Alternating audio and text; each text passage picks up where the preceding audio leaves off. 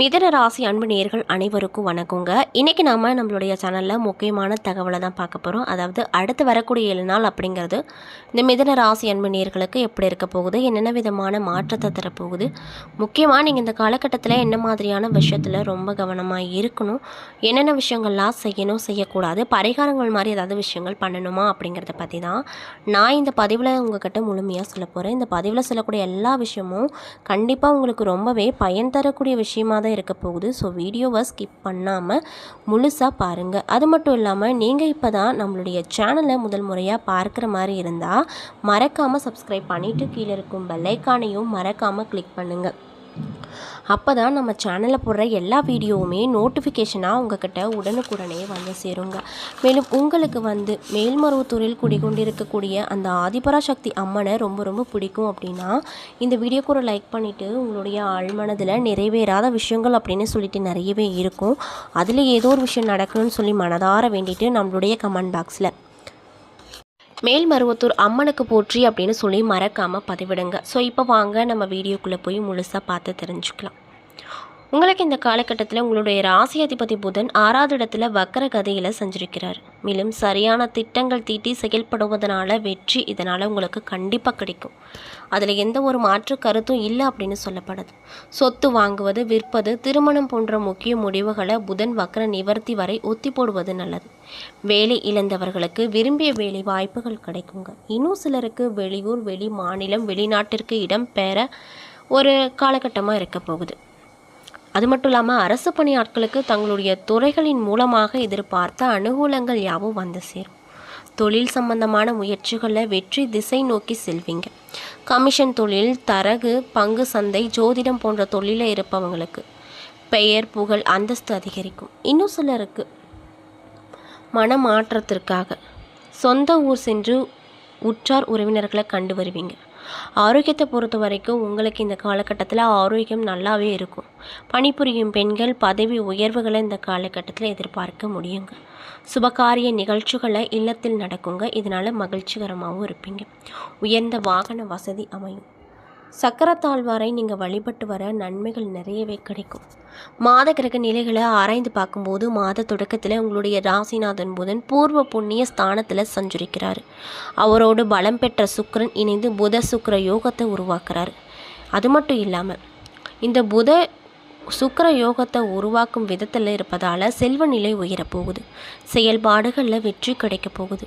ஆரோக்கியம் சீராக இருக்க போகுது. தொழிலில் வளர்ச்சியில் இருந்து வந்த இடையூறுகள் நீங்க போகுது. குடும்பத்தில் உள்ள பெரியவர்கள் குழந்தைகளால் வருமான பிரச்சனைகளை சமாளித்து விடுவீங்க. நீண்ட நாட்களாக எதிர்பார்த்த ஒரு சில நல்ல காரியங்கள் இப்பொழுது நிறைவேறுவதற்கான அறிகுறிகள் தென்படுங்க.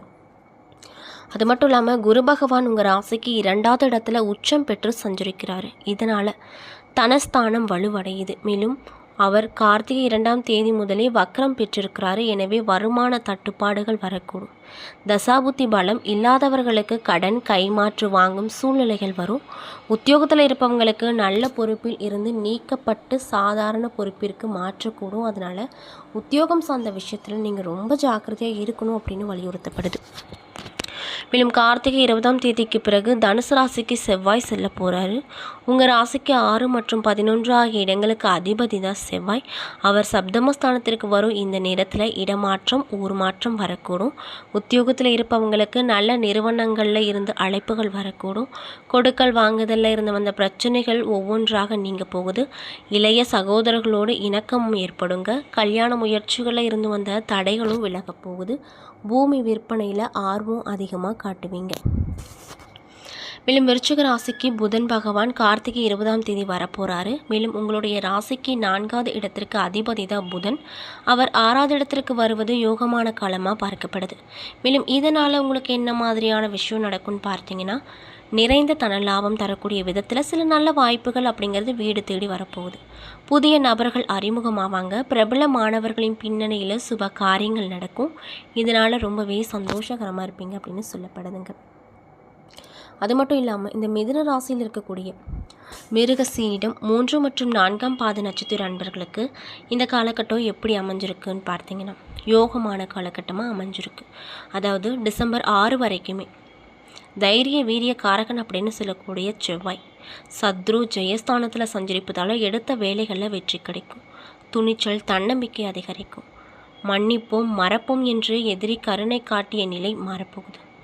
வியாபாரம் தொழிலில் ஏற்பட்ட நெருக்கடி பிரச்சனைகள் எல்லாமே ஒரு நல்ல முடிவுக்கு கண்டிப்பாக வரும். அதில் எந்த ஒரு மாற்று கருத்தும் இல்லை அப்படின்னும் சொல்லப்படுது. புதிய முயற்சியில் வெற்றி கிடைக்கும். வியாபாரம் மற்றும் தொழிலில் ஏற்பட்ட நெருக்கடிகள் நீங்க போகுது. இழுபறியாக இருந்த வழக்கு உங்களுக்கு சாதகமாக முடிய போகுது. உடல் பாதிப்பு விலகப் போகுது. நீண்ட நாள் கனவுகள் இந்த காலகட்டத்தில் நனவாகும். மேலும் நவம்பர் 27 வரைக்குமே சுக்கிரன் சாதகமாக இருப்பதால் பொருளாதார நிலை உயரப்போகுது. பொன் பொருள் சேர்க்கை சேரும். சிலர் புதிய வாகனம் வாங்குவீங்க. குடும்பத்தில் இருந்து வந்த குழப்பங்கள் நீங்கி நிம்மதி கிடைக்கும். மேலும் டிசம்பர் 6 முதல் ராசிநாதன் புதன் சஞ்சாரம் சாதகமாக இருப்பதால் வியாபாரிகள் கலைஞர்களுக்கு எதிர்பார்த்த ஒப்பந்தங்கள் கிடைக்கும். புதிய இடம் வீடு வாங்கக்கூடிய முயற்சி வெற்றியாகும். பணப்புழக்கம் அதிகரிக்கும் அப்படின்னு சொல்கிறாங்க. மேலும் உங்களுக்கு சந்திராஷ்டம தினங்கள் நவம்பர் 25, 26. அதிர்ஷ்டம் தரக்கூடிய நாட்கள் நவம்பர் 23, 27 மற்றும் டிசம்பர் 5, 9, 14. செய்ய வேண்டிய பரிகாரம் என்னன்னு பார்த்தீங்கன்னா, சிவபெருமான வழிபட்டு வர வாழ்க்கையில் நன்மைகள் கிடைக்கும். திருவாதிரை நட்சத்திர அன்பர்களுக்கு இந்த காலகட்டம் அப்படிங்கிறது எப்படி அமைஞ்சிருக்கு அப்படின்னு பார்த்தீங்கன்னா, ரொம்பவே அதிர்ஷ்டம் தரக்கூடிய காலகட்டமாக அமைஞ்சிருக்கு. அதாவது பாக்கியஸ்தானத்தில் ராகவும் சனியும் சேர்க்கை பெற்று சஞ்சரிப்பதால் அதிர்ஷ்ட வாய்ப்புகள் உங்களை தேடி வரப்போகுது. கடந்த மாதத்தில் இருந்த நெருக்கடிகள் நீங்கள் போகுது. நஷ்டத்தில் இயங்கிய தொழில் லாபத்தை கொடுக்கும். தன்னம்பிக்கை அதிகரிக்கும். வம்பு வழக்குகள் இன்றிருந்த நிலை மாறப்போகுது. உங்களுக்கு எதிர்ப்பாக செயல்பட்டவங்க தேடி வந்து சமாதானம் பேசுவாங்க. என்ன ஆகுமோ ஏதாகுமோ என்று பயந்து கொண்டிருந்த வழக்கு உங்களுக்கு சாதகமாக முடிய போகுது. தொழில் மற்றும் வியாபாரத்தில் லாபம் அதிகரிக்கும். அரசு வழியில் முயற்சிகள் வெற்றி அடையும். ரியல் எஸ்டேட், உணவகம், மருந்து, கெமிக்கல் போன்ற வேலைகளில் இருக்கக்கூடியவங்க வியாபாரத்தில் முன்னேற்றத்தை பார்ப்பாங்க. வர வேண்டிய பணமும் வரும். புதிய முயற்சி வெற்றியாகும். குடும்பத்தில் நிம்மதி கிடைக்கும். மேலும் அரசியல் துறையில் இருக்கக்கூடியவங்களுக்கு எதிர்பார்த்த பதவிகள் மீண்டும் பொறுப்புகளும் கிடைக்கும். சுய தொழில் செய்பவர்களுக்கு பணியாட்களின் ஆதரவு கிடைக்கும். இன்னும் சிலருக்கு மருந்து மாத்திரை என்றிருந்த நிலை மாற்றம் ஏற்பட போகுது. மேலும் உங்களுக்கு சந்திராஷ்டம தினங்கள் நவம்பர் 26, 27. அதிர்ஷ்டம் தரக்கூடிய நாட்கள் நவம்பர் 22, 23 மற்றும் டிசம்பர் 4, 5, 13, 14. செய்ய வேண்டிய பரிகாரம் மேல்மருவத்தூர் அம்மனை வழிபட்டு வர வாழ்க்கையில் இருக்கக்கூடிய சங்கடங்கள் நீங்கும். மேலும் புனர்பூசம் 1, 2, 3 பாத நட்சத்திர அன்பர்களுக்கு இந்த காலகட்டம் எப்படி இருக்க போகுதுன்னு பார்த்தீங்கன்னா, நன்மை தரக்கூடிய காலகட்டமாக இருக்க போகுதுங்க. மேலும் குடும்ப வாக்குஸ்தானத்தில் சஞ்சரித்து வரும் குரு நவம்பர் 18 முதல் வக்ரம் அடைந்திருப்பதால் இதற்கு முன் அவர் சஞ்சரித்த உங்கள் ராசிக்குரிய பலன்களை இப்பொழுது கொடுப்பார். ஒரு பக்கம் உழைப்பு, மறுபக்கம் வருமானம் என்ற நிலை வரப்போகுது. புதிய சொத்து சேரும். குடும்பத்தில் நன்மை கிடைக்கும். கணவன் மனைவிக்கிடையே இருந்து வந்த விரிசல்கள் விலகப் போகுது. இன்னும் சிலருக்கு குழந்தை பாக்கியம் கிடைக்க பெற்று மகிழ்ச்சிகரமாக இருப்பீங்க. பூர்வீக சொத்தில் ஏற்பட்ட பிரச்சனைகள் முடிவுக்கு வரும். வியாபாரம் தொழிலில் லாபம் அதிகரிக்கும் வகையில் சில மாற்றங்களை பார்ப்பீங்க. மேலும் மாதம் முழுவதுமே உங்கள் ராசிக்கு சகாய ஸ்தானாதிபதியான சூரியன் சத்ரு ஜெயஸ்தானத்தில் சஞ்சரிப்பதால் உங்கள் செல்வாக்கு மேலும் மேலும் உயரும். தடைப்பட்ட வேலைகள் முடிவுக்கு வரும். அரசு வழியில் முயற்சிகள் சாதகமான பலனை கொடுக்கும். அரசியல் துறையில் இருக்கக்கூடியவங்களுக்கு எதிர்பார்த்த முன்னேற்றங்கள் கிடைக்கும். தொண்டர்களின் பலம் அதிகரிக்கும். 6வது அதிபதியான செவ்வாயும் டிசம்பர் 6 வரைக்கும் 6வது இடத்திலேயே ஆட்சி பெறுவதும், டிசம்பர் 6 முதல் புத ஆதித்ய யோகம் உண்டாக்குவதும் உங்கள் நிலையில் முன்னேற்றத்தை ஏற்படுத்த செய்யும் அப்படின்னு சொல்கிறாங்க. மேலும் உங்களுக்கு சந்திராஷ்டம தினம் நவம்பர் 27. அதிர்ஷ்டம் தரக்கூடிய நாட்கள் நவம்பர் 21, 23, 30 மற்றும் டிசம்பர் 3, 5, 12, 14. செய்ய வேண்டிய பரிகாரம் சிவபெருமான வழிபட்டு வர புதிய முயற்சிகள் அனைத்திலுமே வெற்றி கிடைக்கும். என்ன நண்பர்களே, இந்த பதிவுகளை நம்ம மிதுன ராசி அன்பு நேயர்கள் அனைவருக்கும் அடுத்து வரக்கூடிய 7 நாள் அப்படிங்கிறது எப்படி அமைஞ்சிருக்கு, என்னென்ன விஷயத்தில் நீங்கள் ரொம்ப கவனமாக இருக்கணும்,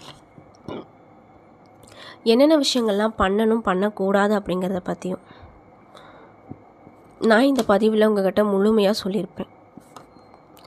இந்த பதிவில் சொல்லியிருக்கக்கூடிய எல்லா தகவலுமே உங்களுக்கு பயன் தரக்கூடிய தகவலாக தான் அமைஞ்சிருக்கும்.